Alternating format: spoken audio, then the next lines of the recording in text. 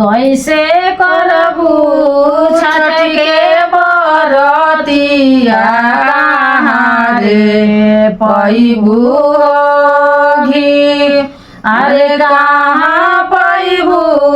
सोने के कटोरावा कहाँ रे पैबू दूध अरे कहाँ पैबू पान के पतैया कहाँ रे पैबू सोनरा घरे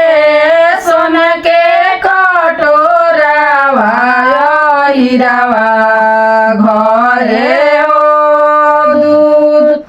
अरे पनहरिया घरे पान के पतैया मलहोरिया घरे हो फूल अरे मलहेरिया पान के पतैया मलहोरिया घरे हो दूध